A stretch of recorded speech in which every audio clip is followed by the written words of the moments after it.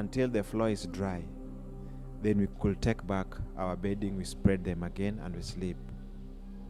I remember there's a time even when it rained heavily, and then we went to spend the night in one of the church which is built in our compound. The church had no windows, had no doors, and remember, back in the village is so dark, that matter. So I requested for people within the area I was staying, if I can do the digging for them. I do the digging, then when I finish, they give me a certain amount, then I could help support his food, clothing, even education, because at that time now he was also still in primary. My elder brother was not able to do the same. Now it happened that during this time that my passport and visa were being looked into.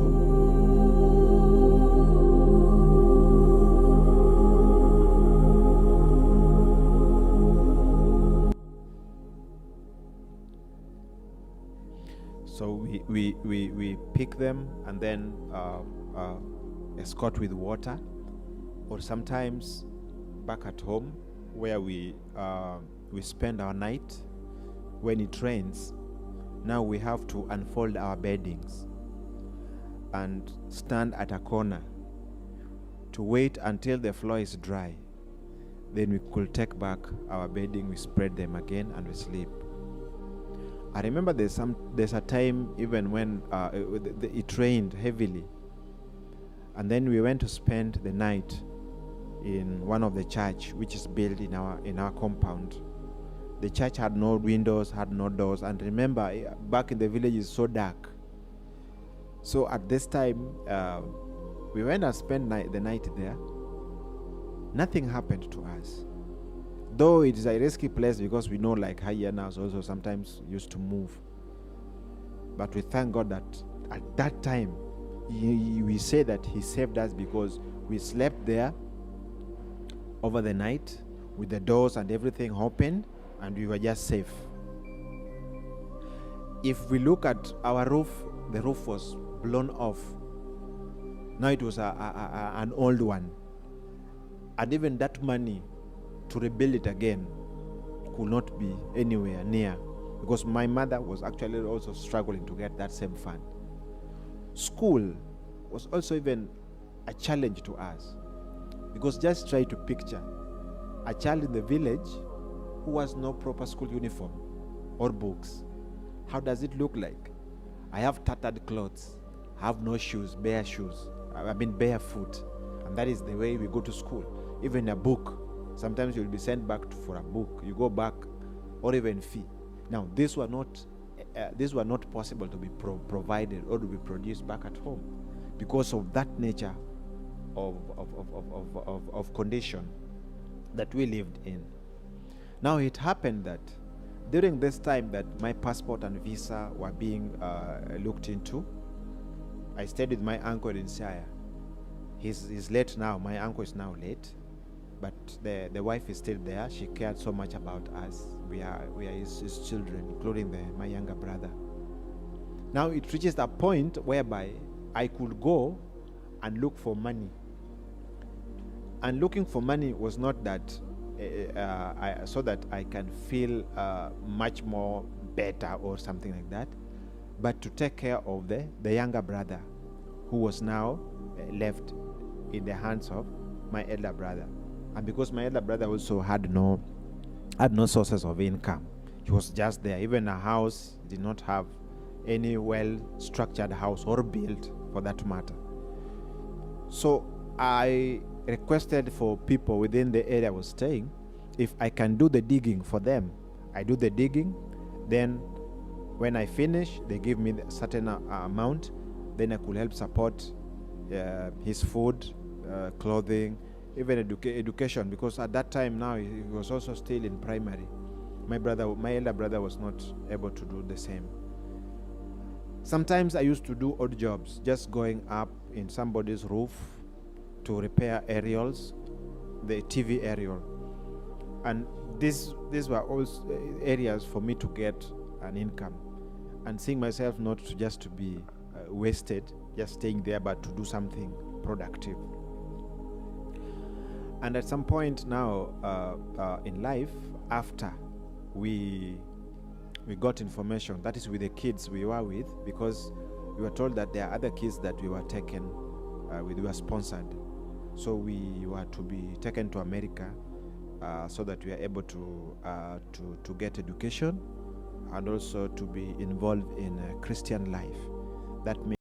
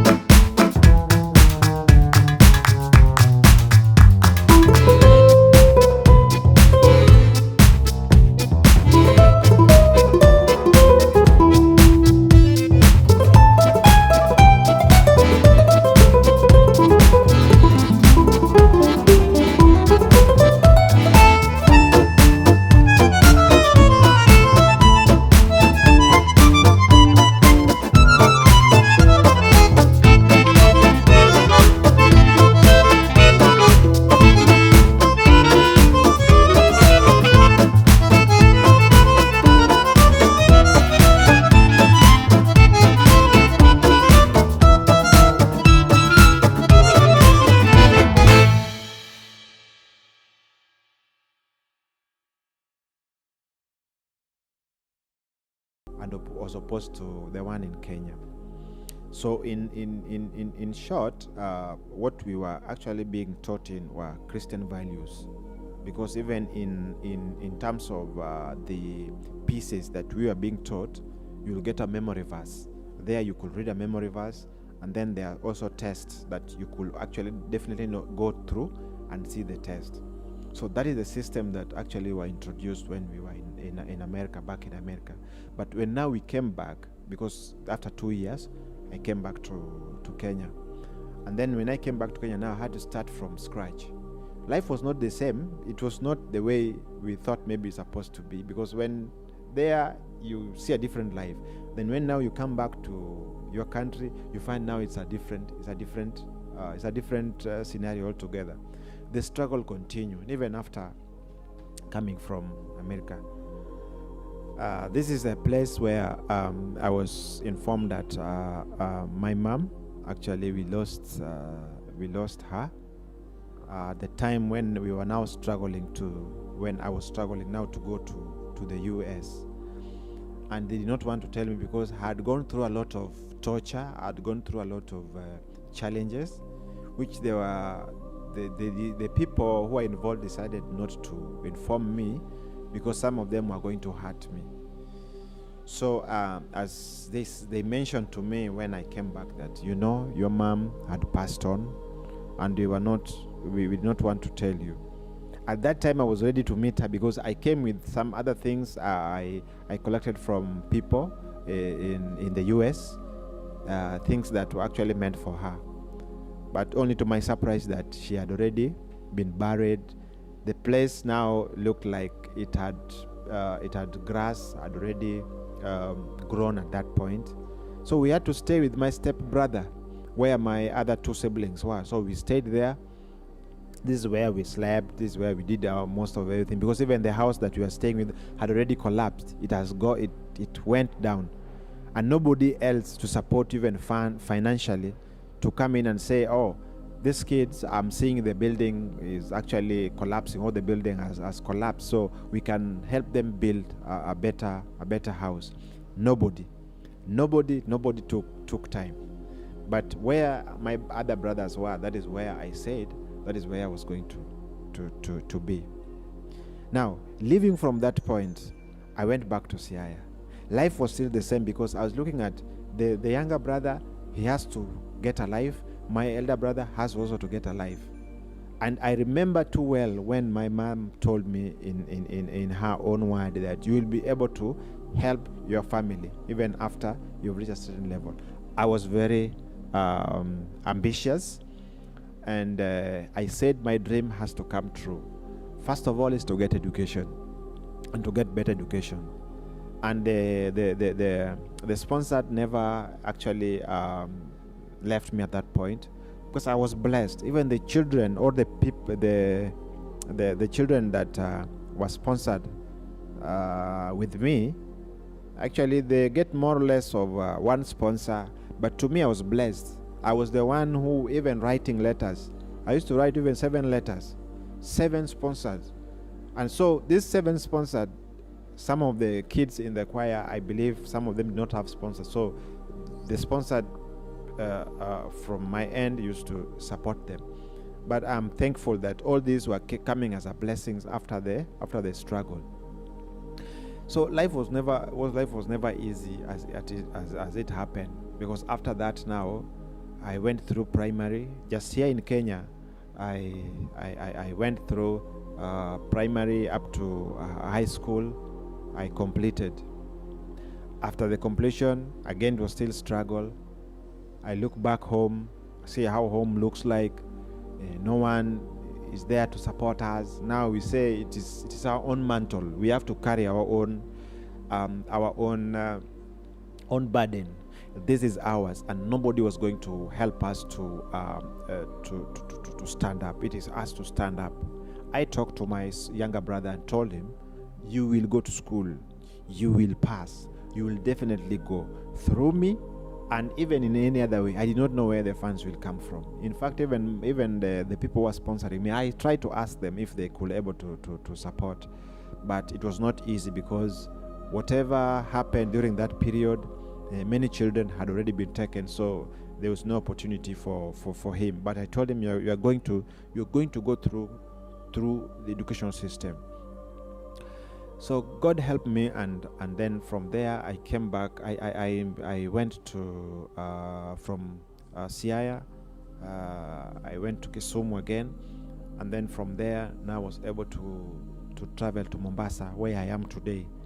In Mombasa, Mombasa came after high school, because I passed and I was still waiting to be called to school. But I said, now let me not wait. I came to Mombasa. I looked for a college.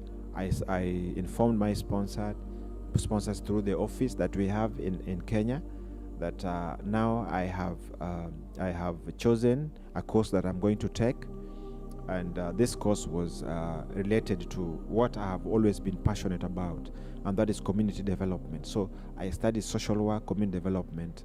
I started with certificate. I did diploma. I got supported. The same from certificate to diploma to partly degree.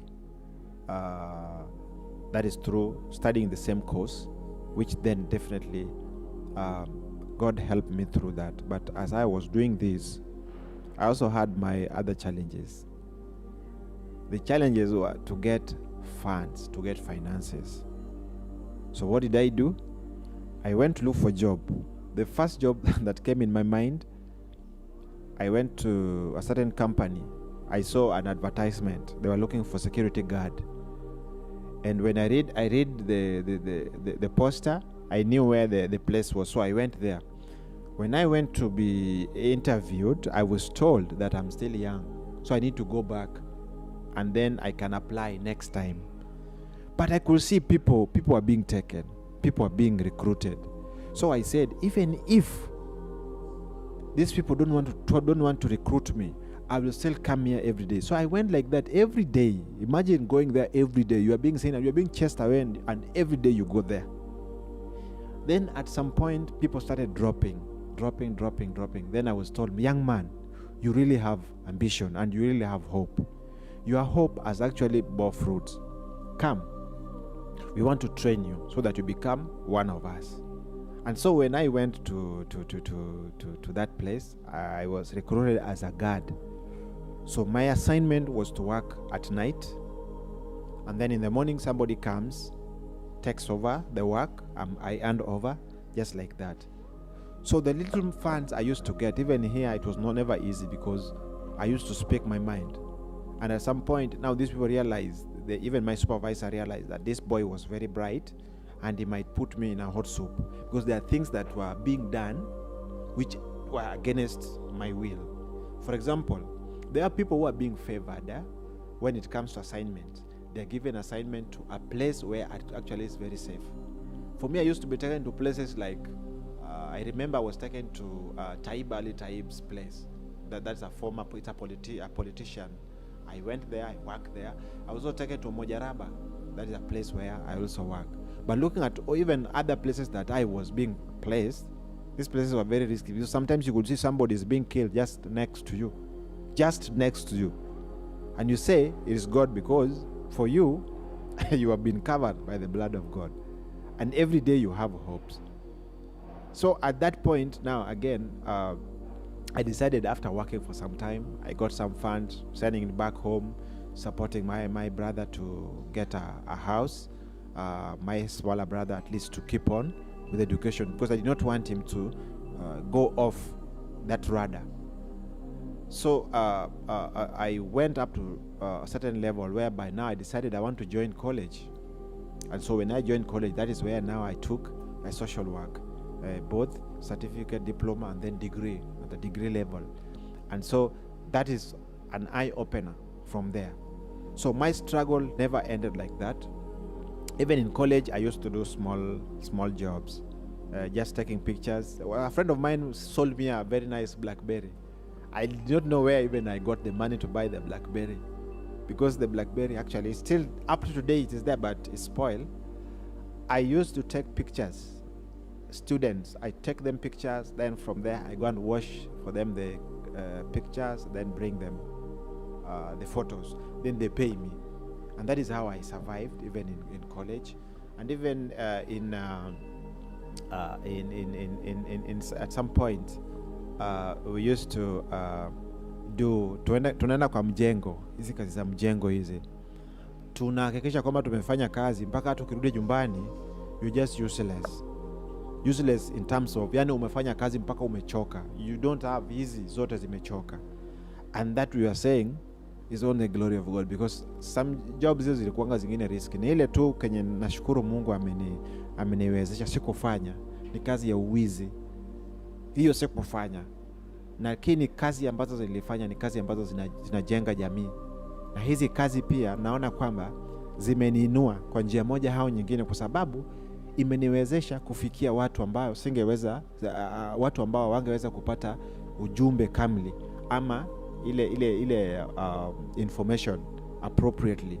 So these other jobs ambazo nimefanya, nasema kwamba zimeniwezesha nifike mahali nimefika, up to where I am today. Now, where I am today, I'm actually a social worker by profession, and in that level also I work with an NGO, non-governmental organization here in Mombasa. They are actually looking at the rights of the women, children, youth, and I'm very passionate about that. I've worked there over time now, and still carrying on with the work. I'm able to get this information very clearly at the point I am. I also have a very beautiful wife. I'm married, and I'm glad that God has also blessed us. We have walked with her through this particular journey, and she also knows my story. In fact, my story is not, I'm not the only one who knows my story. The people I work with, the people I've interacted with, even those that are back at home, they actually understand my story. And I'm glad that whoever is watching this piece, don't ever see a smile on someone's face and then assume that that person actually is enjoying life. Some people, they have just developed a shield to help them actually move in life. But to me, both inside and outside, I've been able to appreciate people from all walks of life, because I was also taken care of by other people when my mom and dad was not there. people took good care of me. And I look at our society today, whoever is going through any challenge, my word to you is, that is not a permanent situation. Remember, challenges are not permanent. They are just by a bridge. They just pass away. But you, as the person who is going through that challenge, you will have a testimony to say.